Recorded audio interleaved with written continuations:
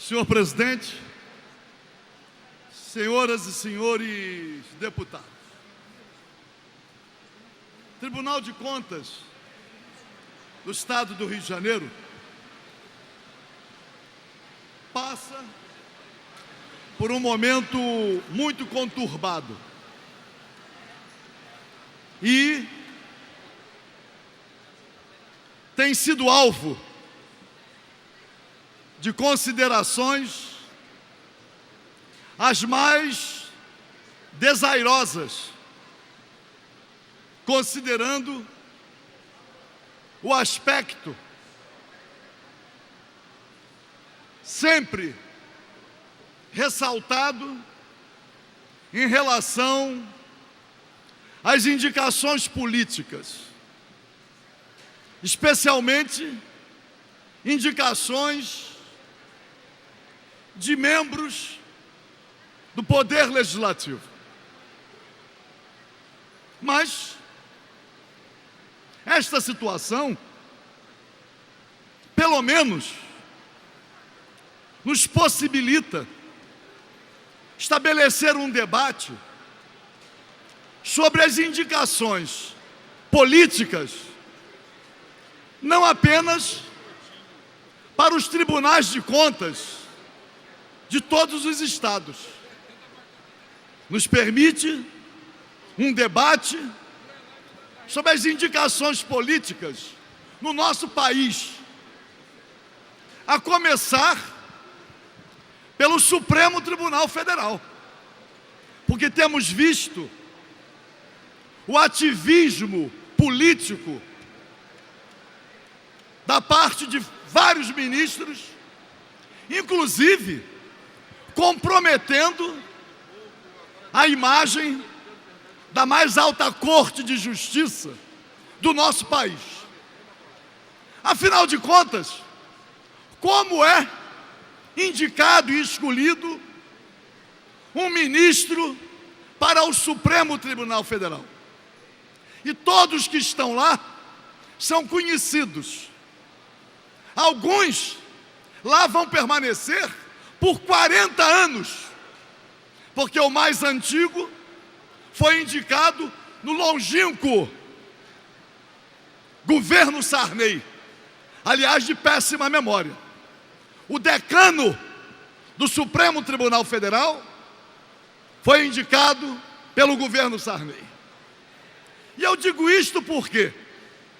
Porque os ministros do Supremo, escolhidos politicamente, percorrem, e eu estive lá, gabinetes de parlamentares no Congresso Nacional para colher apoiamento para as suas indicações. E depois, o nome indicado pelo presidente da República é submetido ao crivo do Senado da República. Então, nós deveríamos então debater indicações políticas a partir do Supremo Tribunal Federal, para dizer que as indicações políticas são nefastas para o nosso país. Inclusive, sem qualquer compromisso com o interesse público ou com as repercussões, decisões importantes que alcançam interesses os mais amplos do povo brasileiro, decisões são tomadas no Supremo Tribunal Federal por 6-5, sem qualquer preocupação com o impacto e com o acolhimento da sociedade. Decisões que são tomadas e permanecem contestadas. Inclusive a última, ainda não concluída, em relação à imunidade parlamentar que tem os deputados estaduais, em igualdade de condições com os deputados federais. O Supremo Tribunal Federal, sem ter competência para tal, vem inclusive redigindo uma nova Constituição. E eu poderia citar alguns casos. O primeiro caso, o próprio impeachment da presidente Dilma. Decidiram pelo impeachment e ela continuou elegível. Senador Renan Calheiros permaneceu na presidência do Senado, mas saiu da linha sucessória. Nós temos situações as mais escabrosas. E uma delas, a prisão do senador Delcídio Amaral, que fez com que o Senado capitulasse, para depois, no caso Aécio Neves, recuperar sua prerrogativa.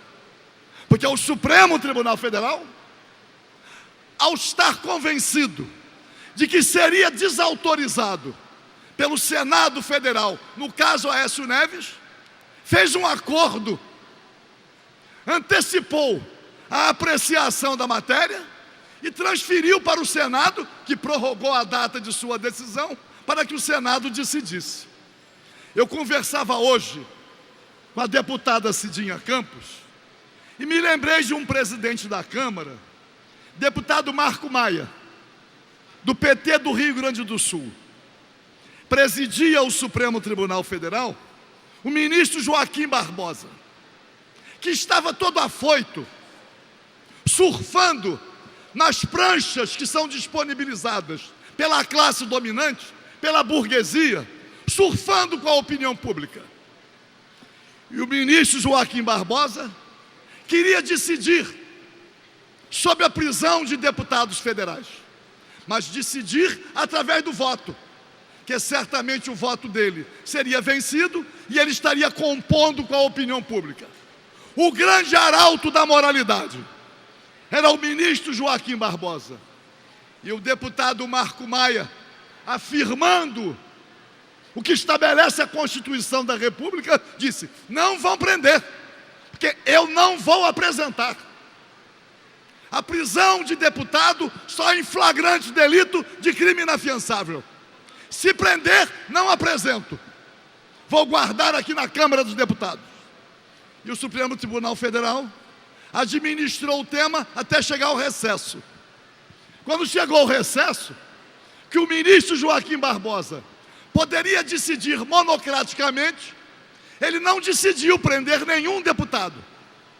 E perdeu o prestígio moral, perdeu a autoridade. E sabe o que ele fez, presidente? Pediu para passar para a inatividade, dizendo que tinha problemas de coluna, não aguentava as sessões do Supremo. Mentira! Que agora está meio afoito aí também, para sair candidato, vou concluir, à presidência da República. E o Superior Tribunal de Justiça? Como os ministros são escolhidos? E a Procuradora-Geral da República, agora em lista tríplice, mas não foi a mais votada, indicação política do presidente da República. E o Tribunal de Justiça aqui no Rio? O ministro Luiz Fux, sem nenhum pudor, fez da filha dele uma advogada conhecida como inexpressiva, desembargadora, indicação política. Então, senhor presidente, nós não podemos considerar as indicações políticas como nefastas quando partem ou do Congresso Nacional ou das Assembleias Legislativas. Então, senhor presidente, eu teço essas considerações porque aqui mesmo nesta casa, por vezes, o debate diz assim: não, os auditores do Tribunal de Contas defendem o corpo técnico, eles defendem o corpo instrutivo. Não é possível que ex-parlamentares integrem o Tribunal de Contas do Estado e não respeitem o corpo instrutivo. E hoje, essa vaga está meio amaldiçoada. Eu espero que o indicado, que vai contar com o meu voto, seja muito feliz. Mas essa vaga está meio amaldiçoada, porque é a vaga deixada por um inescrupuloso delator. Que a delação, a figura mais abjeta que existe na sociedade é o delator. O delator se vende, o delator contempla outros interesses. Não poderia. A delação premiada no nosso país tem sido a maior excrescência. Mas hoje nós estamos diante de um quadro técnico. E aí, senhor presidente, eu fiquei preocupado, porque a denúncia que se fazia é que o Tribunal de Contas é muito rigoroso com os municípios. Ali, os prefeitos comem terra. Mas em relação ao Poder Executivo, ao governo do Estado, existe um grande acordo. Eu mesmo, desta tribuna, já falei que o Tribunal de Contas era a casa do faz de contas, ou do acerto de contas. Tenho pronunciamentos aí. Acreditando que com o corpo técnico, com os indicados vindos dos servidores concursados como auditores, poderíamos ter alguma modificação.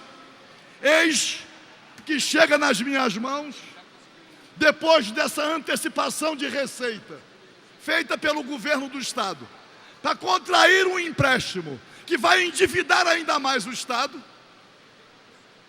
Cuidado que o Tribunal de Contas não teve de conhecer previamente as taxas de juros, de conhecer quanto esse empréstimo representaria para as contas futuras.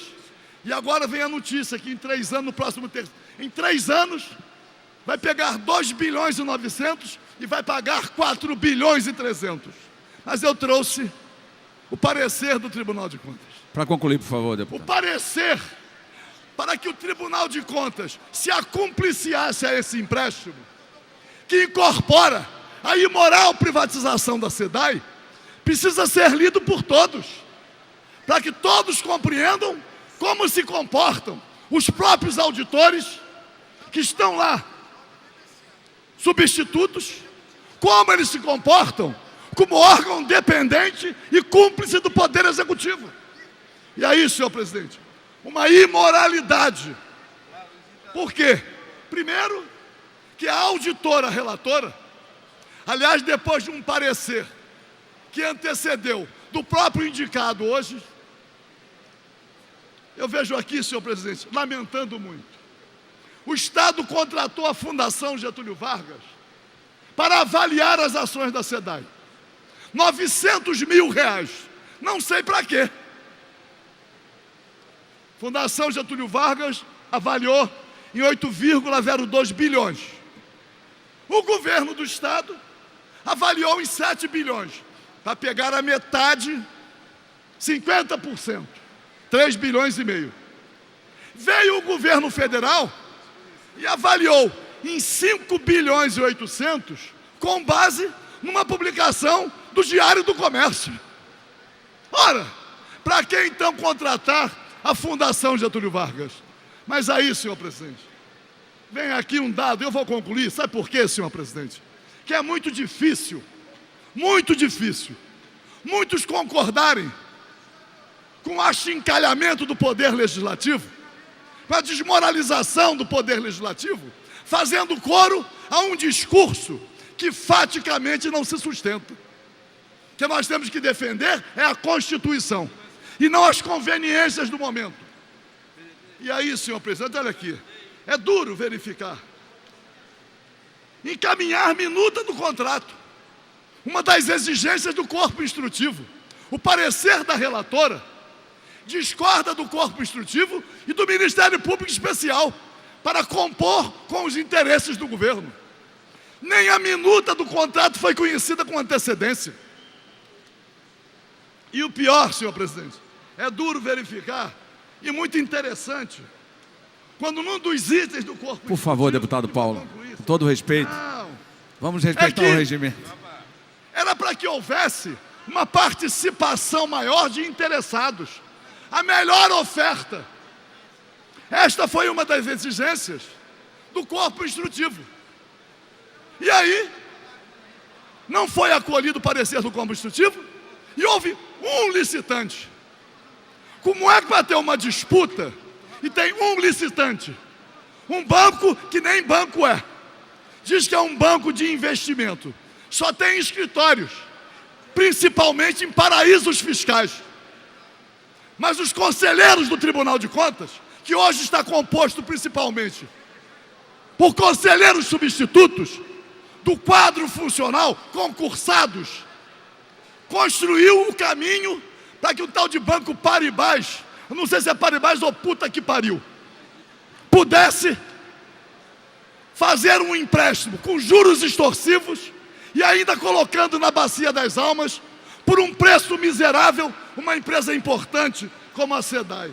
E aí diz aqui, senhor presidente, e vou usar uma expressão dura, cinicamente a relatora diz,